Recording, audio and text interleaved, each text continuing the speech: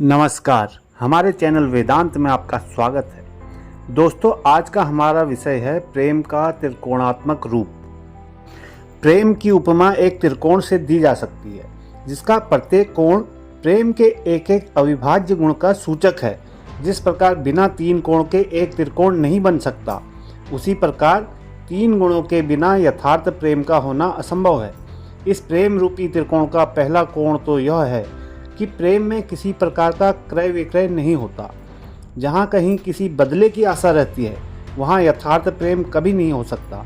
वह तो एक प्रकार की दुकानदारी सी हो जाती है। जब तक हमारे हृदय में इस प्रकार की थोड़ी सी भावना रहती है कि भगवान की आराधना के बदले में हमें उनसे कुछ मिले, तब तक हमारे हृदय में यथार्थ प्रेम का संचार नहीं हो सकता।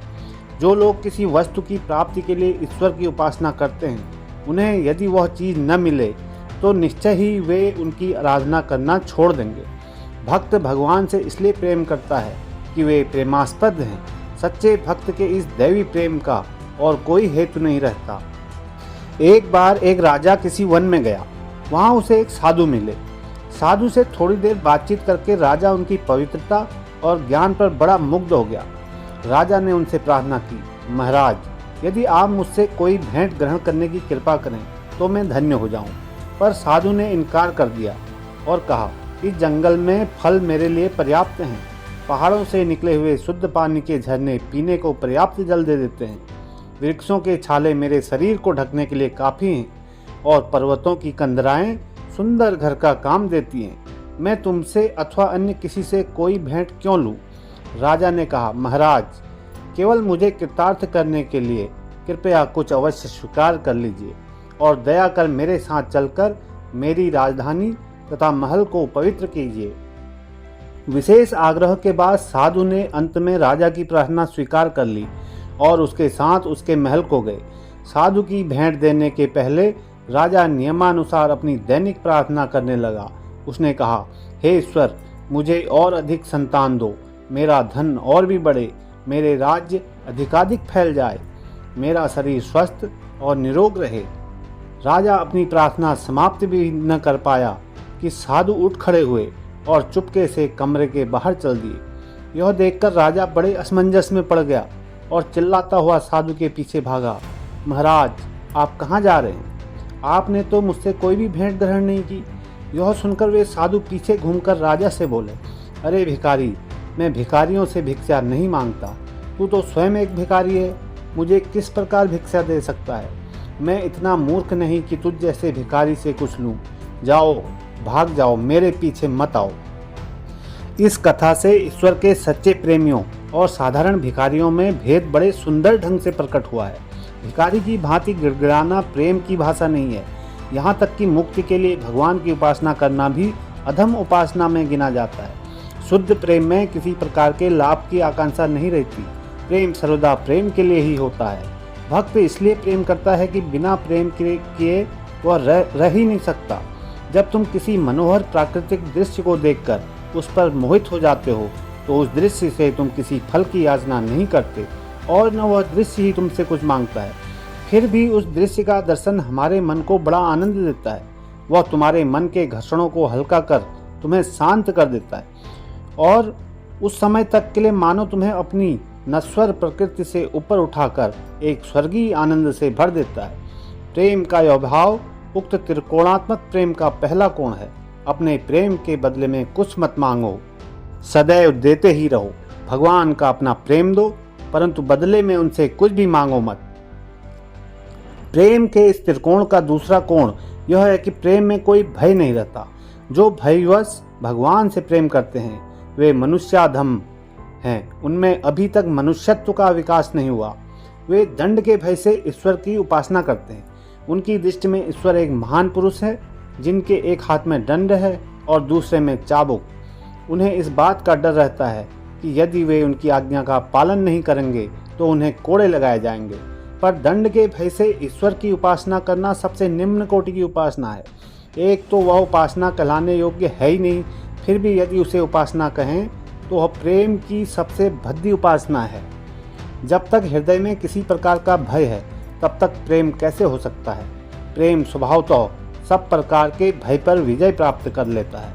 उदाहरण के रूप में, यदि एक युवती सड़क पर जा रही हो और उस पर कुत्ता भौंक पड़े तो वह डरकर समीपस्थ घर में घुस जाएगी। परंतु मान लो दूसरे दिन वही स्त्री अपने बच्चे के साथ जा रही है और उसके बच्चे पर शेर झपट पड़ता है, तो बताओ वह क्या करेगी?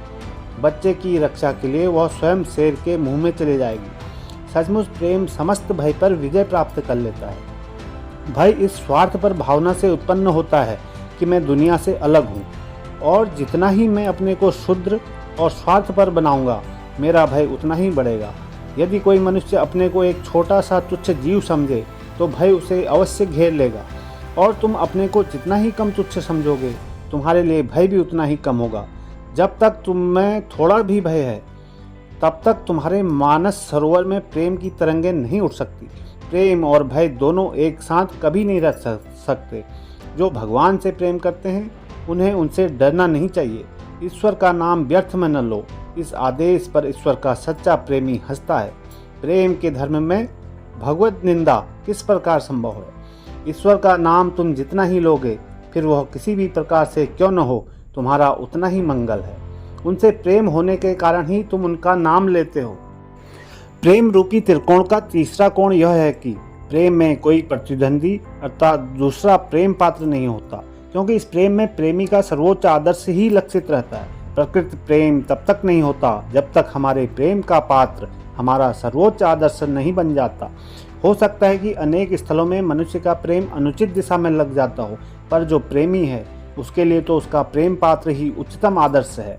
हो सकता है कोई व्यक्ति अपना आदर्श सबसे निकृष्ट मनुष्य में देखे और कोई दूसरा किसी देव मानव में, पर प्रत्येक दशा में वह आदर्श ही है जिसे सच्चे और प्रगाढ़ रूप से प्रेम किया जाता है। प्रत्येक व्यक्ति के उच्चतम आदर्श को ही ईश्वर कहते हैं। कोई चाहे ज्ञानी हो चाहे अज्ञानी, साधु हो या पापी, पुरुष हो अथवा स्त्री, शिक्षित हो अथवा अशिक्षित, प्रत्येक दशा में मनुष्य मात्र का परमोच्च आदर्श ईश्वर ही है। सौंदर्य, महानता और शक्ति के उच्चतम आदर्शों के योग में ही हमें प्रेममय एवं प्रेमास्पद भगवान का पूर्णतम भाव मिलता है। स्वभावतः ही ये आदर्श किसी न किसी रूप में प्रत्येक व्यक्ति के मन में वर्तमान रहते हैं। वे मानो हमारे मन के अंग या अंग विशेष हैं। उन आदर्शों को व्यावहारिक जीवन में परिणत करने के जो सब प्रयत्न हैं, वे ही मानवीय प्रकृति की नानाविध क्रियाओं के रूप में प्रकट होते हैं। विभिन्न जीवात्माओं में जो सब भिन्न भिन्न आदर्श निहित हैं, वे बाहर आकर ठोस रूप धारण करने का सतत प्रयत्न कर रहे हैं, और इसके फलस्वरूप हम अपने चारों ओर समाज में नाना प्रकार की गतियां और हलचल देखते हैं। जो कुछ भीतर है वही बाहर आने का प्रयत्न करता है। आदर्श का यह नित्य प्रबल प्रभाव ही वह एक ऐसी कार्यकारी शक्ति है जो मानव जीवन में सतत क्रियाशील है। हो सकता है सैकड़ों जन्म के बाद, हजारों वर्ष प्रयत्न करने के पश्चात मनुष्य समझे कि अपना अभ्यंतरस्थ आदर्श बाहरी वातावरण और अवस्थाओं के साथ पूरी तरह मेल नहीं खा सकता, और जब वह यह समझ जाता है तब बाहरी जगत को अपने आदर्श के अनुसार गढ़ने की फिर अधिक चेष्टा नहीं करता। तब वह इस प्रकार के सारे प्रयत्न छोड़कर प्रेम की उच्चतम भूमि से स्वयं आदर्श की आदर्श रूप से उपासना करने लगता है। यह पूर्ण आदर्श अपने में अन्य सब छोटे छोटे आदर्शों को समा लेता है। सभी लोग इस बात की सत्यता स्वीकार करते हैं कि प्रेमी कुरूपता में भी रूप के दर्शन करता है। बाहर के लोग कह सकते हैं कि प्रेम गलत दिशा में जा रहा है, अपात्र में अर्पित हो रहा है, पर जो प्रेमी है उसे तो अपने प्रेमास्पद में कहीं कोई कुरूपता दिखाई ही नहीं पड़ती। वह तो उसमें भी रूप ही रूप देखता है, चाहे रूपवती स्वर्ग की अप्सरा हो, चाहे कुरूप और टेढ़ी स्त्री। वास्तव में हमारे प्रेम के आधार तो मानो कुछ केंद्र हैं जिनके चारों ओर हमारे आदर्श घनीभूत होकर रहते हैं। संसार साधारणतः इसकी उपासना करता है। अवश्य उच्चतम भक्त और प्रेमी के सर्वाग्राही पूर्ण आदर्श की नहीं। स्त्री पुरुष साधारणतः उसी आदर्श की उपासना करते हैं जो उनके अपने हृदय में है। प्रत्येक व्यक्ति अपना अपना आदर्श बाहर लाकर उसके सम्मुख भूमिष्ठ हो प्रणाम करता है। इसलिए हम देखते हैं कि जो लोग निर्दयी और खूनी होते हैं, वे एक रक्त पिपासु ईश्वर की ही कल्पना करते तथा उसे भजते हैं, क्योंकि वे अपने सर्वोच्च आदर्श की ही उपासना कर सकते हैं, और वास्तव में वह अन्य लोगों के आदर्श से बहुत भिन्न है। दोस्तों, आज के लिए इतना ही। मिलते हैं एक नए विषय के साथ। धन्यवाद।